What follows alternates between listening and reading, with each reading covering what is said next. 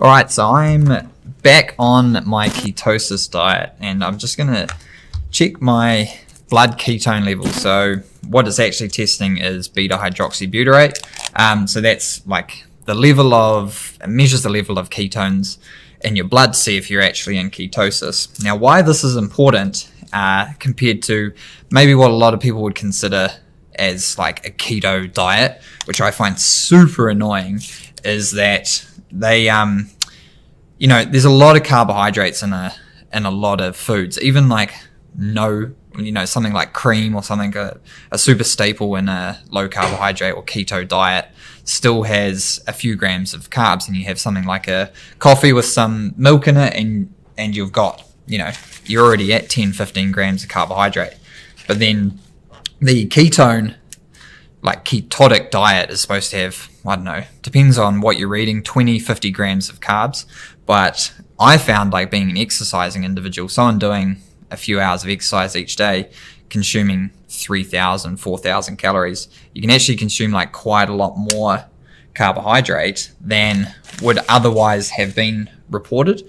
And one of the reasons I'm doing it is to like get rid of my bad eating habits, pretty much, because it's been locked down. You get into poor eating habits, you justify it, whatever your excuse you're using. I've put on like a bit of weight, so I weighed myself a few days ago at the start of like my ketotic diet, and I was 78, just over 78 kgs. Normally I'm around 75, so like it shows how bad my diet's been.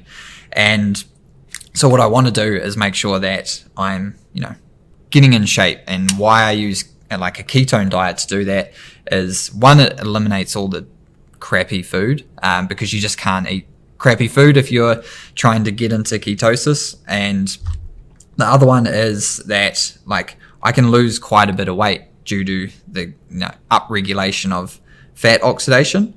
And so this ketone meter is just going to take a few seconds, about 10 odd seconds, and it's going to measure the level of beta-hydroxybutyrate. So I've been doing my diet for a few days now, 3 days now.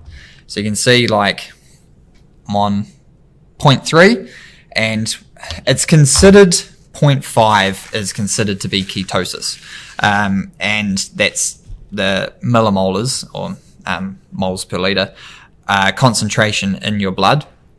Now, what was interesting was when I did my PhD and did my research, you got to write a thesis and you got to find out you got to get a reference for 0.5. Thing is, I never found a reference at all for 0.5. The only reference I could find for ketosis as a metabolic state was 0.3.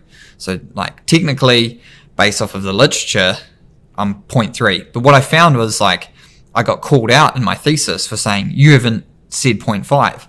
So just because I think whoever it was, maybe Finney and Volek, initially in like the 70s or so, said, 0.5 is human metabolic state of ketosis. Everyone used 0.5, and so now the literature just states, 0.5. But actually, it's a metabolic state, and if you're a super efficient individual, you're not going to have a high blood concentration of ketones because you're like regularly using them. It's like a super efficient metabolism and stabilization of blood glucose. But anyway, so I'm on track a few days in, which I'm super stoked about, being 0.3, and I'll just share my diet here with you to see kind of like, what do you eat? Everyone loves to have a look and see what I eat. So in the morning, it's been pretty stable. This is like pretty much exactly the last few days. So coffee and bacon and eggs. That's what I have. So I'm getting that's really low carbs, 7 grams. Then lunch, I have a smoothie, which has got like protein, low carb protein powder. Make sure it's got, no sugars in it, in your protein powder. And I do put some blueberries in. So I removed those today. It's like 14 grams just for the blueberries. It was blowing my budget a bit. But you can see just through like the 14 grams and 10 grams in coconut cream, like I'm at 39, which is already technically over what I'd be allowed in a day. Just through like just over 100 grams of blueberries and some coconut cream.